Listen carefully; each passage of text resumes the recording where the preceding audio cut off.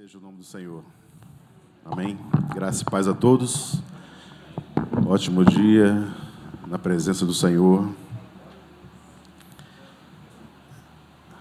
Nossa maior alegria é participarmos desse momento tão especial, estarmos à presença do nosso Deus, a comunhão com o nosso Pai, e ouvirmos um pouquinho da sua palavra, que é tão eficaz, tão maravilhosa, tão fala aos nossos corações. E o tema da mensagem desta manhã, a maior revelação da história. Você sabe? Fica essa pergunta para nós nesta manhã. Você sabe qual é a maior revelação da história? Ela não está atrelada a uma placa de igreja, a uma frase motivacional, a uma inspiração humana, mas algo que vem da parte de Deus para o nosso coração. Convidamos a igreja a abrir a palavra do Senhor, o Evangelho de João, capítulo 1, a partir do verso 29. Evangelho de João. Eu vou usar a Almeida Corrigida Fiel.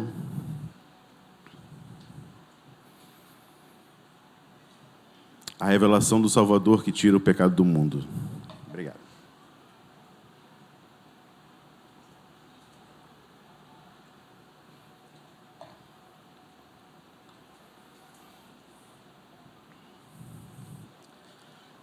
Amém?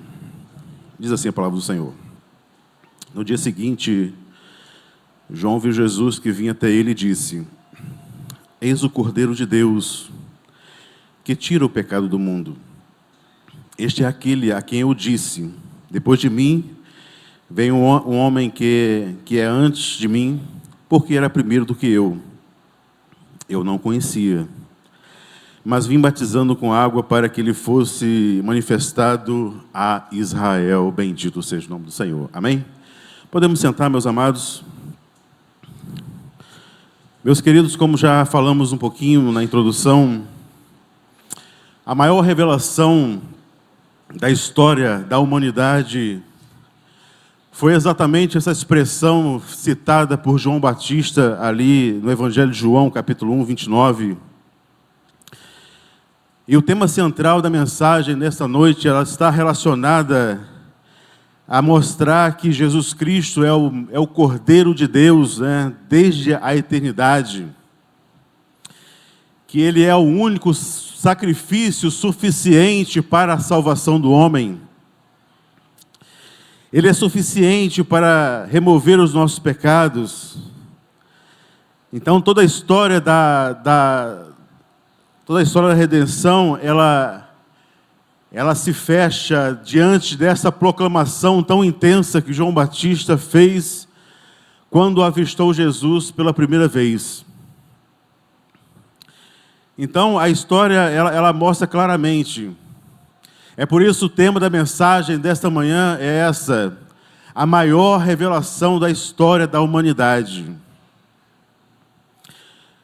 Nós sabemos muito bem que o autor do Evangelho de João foi João, filho de Zebedeu, conhecido como o discípulo amado. Era aquele que estava sempre próximo de Jesus no seu ministério. Em muitas situações que, durante o ministério de Jesus, João estava presente, vendo os milagres, as maravilhas. Sempre existia os discípulos mais próximos de Jesus, Pedro, Tiago e João. E João era esse homem, filho de Zebedeu. Então, meus amados, a ocasião e o propósito, por que João escreveu esse texto e por que João Batista ele fez essa proclamação tão intensa. Então, João Batista ele se situa após um interrogatório dos fariseus, dos religiosos na época, porque um pouquinho antes, nos versículos anteriores, os religiosos, os fariseus, questionaram João Batista, dizendo: mas você é o Messias? Você é o profeta? Você é aquele que viria depois? E ele fala: não, eu não sou o profeta, eu não sou o Messias. Mas ele diz logo depois: eu sou a voz que clama no deserto, endireitai o caminho do Senhor, como disse o profeta Isaías. Então foi nesse contexto que João Batista estava vivendo, que ele sendo interrogado pelos fariseus, ele sendo interrogado pelos publicanos da época, pelos religiosos que não aceitavam a sua palavra, porque João Batista era um homem duro, era um homem que não tinha meias palavras, ele falava de um arrependimento, mas ele, quando ele foi interrogado, ele falou exatamente isso, que ele era a voz que estaria endireitando o caminho para o Senhor.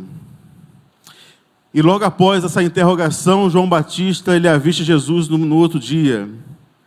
Meus amados, o texto, ele cumpre 3 funções simultâneas interessantes para o nosso entendimento. Primeiramente, ele mostra o cumprimento teológico. Ele revela claramente a identidade de Jesus como Cordeiro vivo, a expiação perfeita de Deus. Ele mostra também a cristologia, mostrando o quê? Que só há salvação em Cristo Jesus. Não há salvação nas obras. As obras acompanham a salvação, mas elas não salvam. Elas mostram também a missiologia de Jesus, dizendo o quê? Que ele, João Batista, ele estava preparando o caminho para vir o Rei da Glória. Então, meus amados, o Evangelho, ele tem essa estrutura maravilhosa. Se formos analisar claramente o Evangelho de João, podemos dividir em 3 partes distintas. Do verso 1 ao verso 12, nós vemos, ou melhor, do capítulo 1 ao capítulo 12, nós vemos o momento dos sinais, aonde muitos sinais aconteciam ali. Do verso 13, do capítulo 13 ao capítulo 21, nós vemos o livro da glória, podemos relacionar como o livro da glória. O Senhor mostrando a sua glória infinita. E é exatamente essa perícope que estamos meditando, ela é o linear solene da expressão mais profunda que foi feita ao Filho de Deus, mostrando claramente que ele era, sim, o Cordeiro de Deus que tira o pecado do mundo. Então, meus amados, no verso 29, como nós já lemos, diz assim: no dia seguinte, João Batista viu Jesus que vinha até ele e disse: eis o Cordeiro de Deus. Então, quando nós lemos quando João fala eis, ele está falando propriamente no grego, é uma expressão que diz assim: não deixe de ver, não fique desatento àquilo que está acontecendo. Não perca isto. Era um fato objetivo, era uma proclamação solene e maravilhosa que João Batista estava fazendo naquele momento. Eis o Cordeiro de Deus. João estava não simplesmente indicando uma direção, mas ele estava proclamando a maior revelação da humanidade. E é por isso que ele fala: eis aí. E essa palavra também, meus amados, ela fala também ao nosso coração. Muitas vezes estamos dispersos com tantas coisas ao nosso redor. E muitas vezes nos esquecemos da maior revelação que nós temos. Não deixe de ver. Não deixe que as coisas externas venham atrapalhar a nossa comunhão. Então João Batista estava falando exatamente sobre isso. Ele estava convidando o homem a dirigir o seu olhar para aquele que era autor e consumador da nossa fé. Era aquele o único que poderia tirar o nosso pecado. Essa era a expressão de João Batista. Então, essa é a essência do Evangelho, meus amados. A essência do Evangelho não é exaltar o pregador, mas apontar o dedo para aquele que é autor da nossa fé. É isso que nos move todos os dias. É saber que há um Deus poderoso para nos salvar. E é por isso que João Batista fala, eis o Cordeiro de Deus. Mas ele fala também uma outra frase, o Cordeiro. Por que ele falou o Cordeiro de Deus? A palavra no original grego, meus amados, estava falando de um cordeiro novo. Um cordeiro usado para o sacrifício. Não era qualquer cordeiro. Era um cordeiro sem defeitos. Era um cordeiro de aproximadamente 1 ano. E esse termo, meus amados, ele traz uma revelação progressiva. Ele, quando usa o cordeiro de 1 ano, ele, quando usa o cordeiro novo, ele estava relacionando a todas as sombras do Velho Testamento que eram relacionadas ao cordeiro. E podemos citar 4 aqui, importantes no Velho Testamento. O cordeiro mencionado por Abraão e Isaque no Monte Moriá, quando o Senhor falou, Deus proverá, quando ele falou, Deus proverá para si o cordeiro.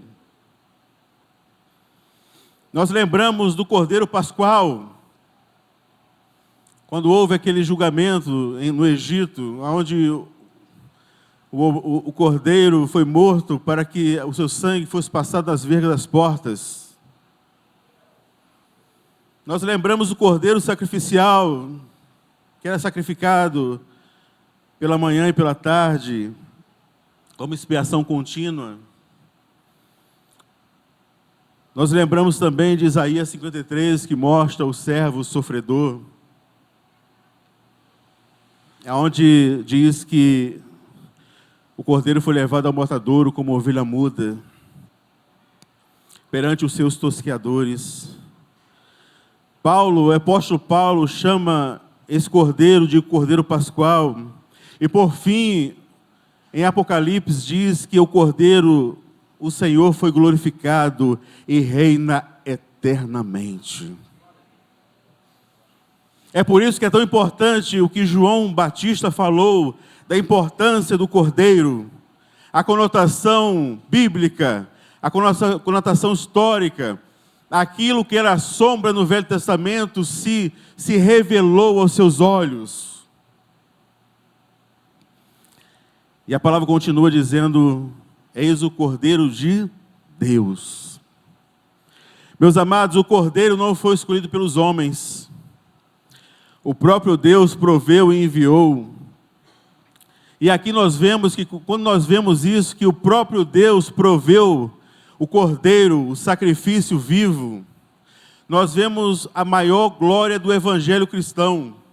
Mas por quê, pastor? Porque nas demais religiões, o homem, ele providencia a oferta para os seus deuses, o D minúsculo. Mas no evangelho cristão, Deus providenciou para nós o Cordeiro eterno. A importância, meus amados, desse sacrifício. O Senhor veio da parte de Deus, foi preparado por Deus, enviado por Deus. O Cordeiro que foi morto desde a fundação dos tempos. E ele continua dizendo, eis o Cordeiro de Deus que tira o pecado do mundo. Meus amados, ele não fala o que tira os pecados. Por que João Batista usa a palavra no singular? Ele está no presente indicativo. O texto não diz que ele tirou no passado remoto. O texto não diz que ele vai tirar no futuro distante. Mas o texto diz que ele tira uma ação contínua e eficaz do Evangelho na vida do homem. Meus amados, os efeitos do Calvário, eles estão muito presentes na vida da igreja. Porque quando nós ouvimos a palavra dizer que Ele tira o pecado do mundo, nós vemos todos os dias que pessoas são libertadas dos seus pecados. Todos os dias almas são lavadas. Todos os dias vidas são transferidas do reino das trevas para o reino da luz. E nós somos testemunha deste milagre. Nós somos testemunhas daquilo que vivemos, daquilo que o Evangelho produz na vida do homem. Estávamos nessa condição, nas trevas, no pecado, no lamaçal de pecado, mas louvado seja o nome do Senhor, que Ele nos tirou dessa condição.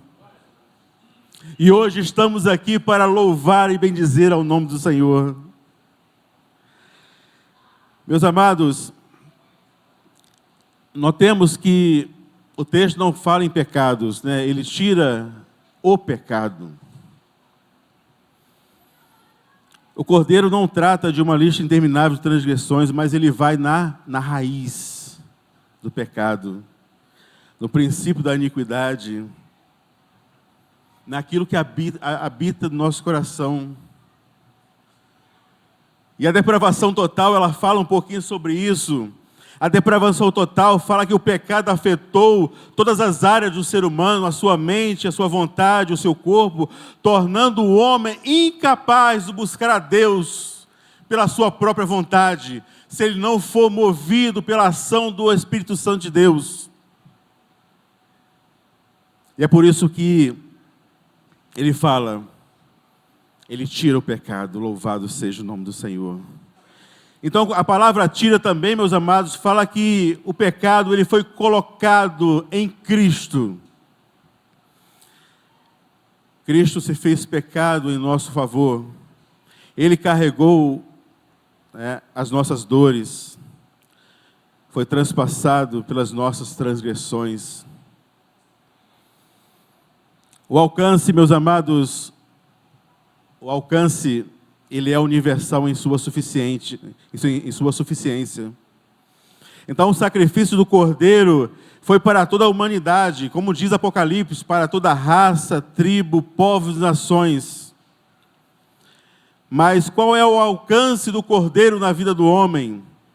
O Cordeiro é suficiente para uma pessoa. Lembra do Moriá? Quando Abraão disse, Deus proverá para si um cordeiro. Ele é suficiente para uma família. Lembra quando o sangue foi passado nas vergas das portas no Egito?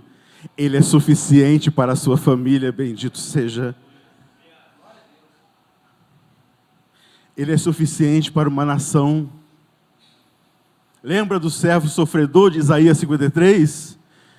Que ele foi levado ao matadouro como ovelha muda. Ele é suficiente para o mundo, para toda raça, tribo, nações. Ele é suficiente. A morte, meus amados de Cristo, ela é suficiente para salvar o mundo por causa de quê? Por causa do seu valor infinito do sacrifício. Mas ela só é aplicada eficazmente para quem? Para os escolhidos de Deus, para os eleitos, para aqueles a qual receberam o quê? A fé salvadora. Então, se nós estamos aqui, bendito seja o nome do Senhor, porque um dia Ele nos amou primeiro, Ele nos escolheu, para sermos participantes desta herança tão maravilhosa.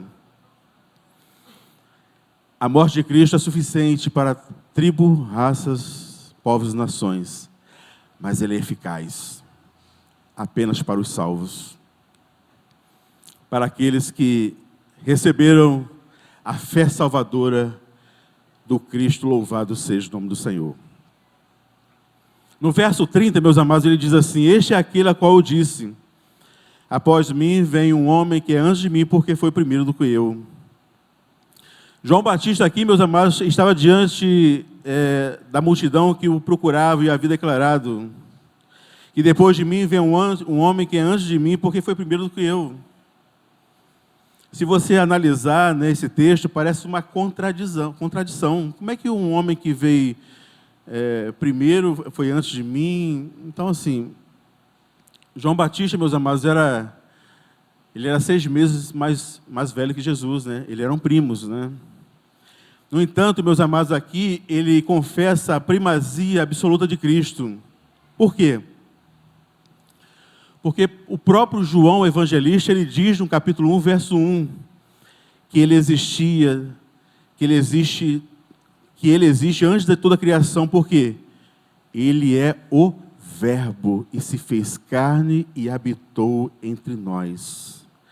Então, João Batista aqui, meus amados, não está apenas fazendo uma menção cristológica, mas ele está falando da primazia de Jesus, que não é funcional ou relativa, mas ela é absoluta. Enquanto as multidões ali, eles queriam a atenção de João Batista, ele simplesmente aponta para Jesus e diz: ele é o Cordeiro de Deus. Ele declara: não sou eu, mas é Ele. Ele não queria glória para Ele, mas Ele apontou: quem é digno de toda a honra, e de toda a glória, e de todo louvor.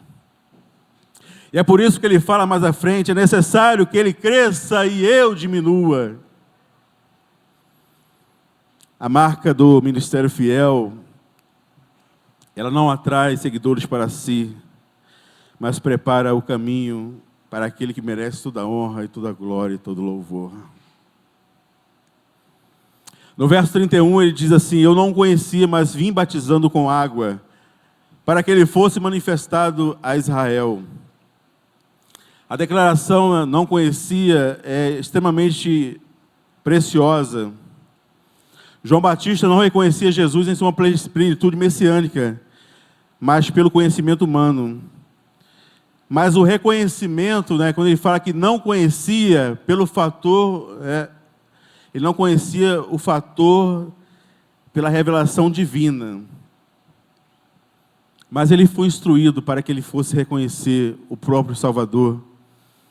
Quando o Evangelho diz que aquele sobre quem vires o Espírito Santo pousar, este que batizará com o Espírito Santo. Então isso nos ensina, meus amados, que o verdadeiro conhecimento em Cristo não vem pela razão, pelo conhecimento, pela inteligência, mas vem pela revelação sobrenatural de um Deus eterno, que foi revelado ao mundo. Então o propósito do batismo de João, né, era um batismo de arrependimento, era apenas um batismo instrumental para preparar o caminho, para endireitar as veredas para o Senhor, para que ele fosse manifesto em Israel. Então, meus amados, o ministério de João Batista era apenas preparatório, não substitutivo. Ele era a voz, não o verbo. Ele era a lâmpada, não a luz. Ele era o arauto e não o rei. Toda a missão de João Batista convergia para um único fim. Qual era? Tornar Cristo conhecido. Era a ação missiológica do Evangelho do Senhor. Então, quando nós vemos esse texto, meus amados, ela fala da ênfase de Cristo. A ênfase cristocêntrica do Evangelho. Então, Cristo é o cumprimento de toda a tipologia do Antigo Testamento. Tudo aquilo que era a sombra do Cordeiro, tabernáculo, tudo aquilo que se fazia no passado, ela apontava profeticamente para esse Cordeiro. Então, por isso que João ele declara: eis o Cordeiro de Deus. Então, Cristo também é a soberania completa. Ele não veio como líder político, ele não veio como filósofo ou mestre moral, mas ele veio com a missão: morrer como sacrifício pelos pecados. A sua obra foi perfeita, completa, ela foi suficiente. Ele veio também como mediador da maior transação do universo. Deus realizou uma troca. Sabe qual foi a troca que Deus realizou? Nossos pecados foram colocados em Cristo. Ele tomou sobre si os nossos pecados. E a sua justiça foi atribuída a nós, não por méritos, mas por misericórdia. Bendito seja o nome do Senhor. Na salvação, Deus realiza uma troca gloriosa entre o pecador e Cristo. E qual é, meus amados, a aplicação pessoal para o nosso coração? Como esse texto ele pode transformar a minha vida? Citamos aqui 3 verdades inegociáveis. Primeiro, não há outro meio da salvação. Não é uma placa, não é um CNPJ, não são as obras, não é a minha religião, mas é Cristo. Ele sim é o autor e consumador da minha fé. Devemos ir a Ele ou perecemos. A cruz, meus amados, não é uma opção entre muitas. Ela é a única porta para que o homem não pereça. Segunda verdade, glorifique ao Cordeiro. A proclamação, meus amados, de João Batista nos chama, nos move a alinharmos a nossa adoração ao nosso Deus. Devemos servi-lo fielmente, obedecê-lo como rei e estudar seus ensinos como nosso profeta. É adoração ao Cordeiro que foi morto e vive eternamente. E a terceira, o departamento já pode subir, departamento de louvor. Proclame o Cordeiro. João Batista não guardou essa informação para si, mas como já ouvimos, ele foi o precursor da verdade eterna. Ele proclamou essa verdade para que Jesus fosse conhecido. E o Senhor nos convida nesta manhã a proclamarmos: eis o Cordeiro de Deus, que tira o pecado do mundo. É o Cordeiro verdadeiro. Nós temos a melhor, a maior e a mais urgente mensagem para o mundo. E a mensagem que foi proclamada por João Batista, ela ecoa todos os dias do nosso coração. E é isso que move o nosso coração a buscarmos ao nosso Deus. Porque eis o Cordeiro de Deus que tira o pecado do mundo. Essa verdade, ela impacta o nosso coração. Então é isso que o Senhor tem para nós nesta manhã. E que o Senhor nos abençoe grandemente e que o nome do Senhor seja glorificado. Amém? Amém? Vamos estar de pé nesse momento. Meus amados, nós vamos participar da ceia do Senhor. Aí vamos deixar um texto aqui para a nossa meditação, que está em 1 Coríntios, capítulo 11, verso 23 a 28, que diz assim: porque eu recebi do Senhor o que também vos ensinei, que o Senhor Jesus, na noite em que foi traído, tomou o pão e, tendo dado graças, o partiu e disse: tomai e comei, isto é o meu corpo que é partido por vós, fazei isso em memória de mim. Semelhantemente também, depois de cear, tomou o cálice, dizendo: este é o cálice do Novo Testamento em meu sangue. Fazei isso todas as vezes que beberdes em memória de mim. Porque todas as vezes que comerdes deste pão e beberdes este cálice, anunciai a morte do Senhor até que venha. Portanto, qualquer que comer este pão ou beber este cálice do Senhor indignamente, será culpado do corpo e do sangue do Senhor. Esse texto é importante. Examine-se, pois, o homem a si mesmo, e assim coma deste pão e beba deste cálice. Meus amados, a ceia do Senhor é aquilo que foi instituído pelo nosso Deus. Não é da Igreja Reformada em Petrópolis, mas é do Senhor. Então, se você faz parte de uma igreja evangélica, está em comunhão com a sua igreja, você deve participar. Mas, pastor, eu estou vivendo uma situação no meu lar, um atrito, familiar. O texto diz: examine-se. A palavra de Deus, ela é suficiente. Examine-se, pois, o homem a si mesmo e participe da mesa do Senhor. Participe do corpo e do sangue de Cristo. Meus amados, como vamos participar desse momento? Mesma coisa. Todos virão aqui à frente. Nós vamos orar pelo pão, nós vamos orar pelo cálice. Os presbíteros podem estar aqui à frente.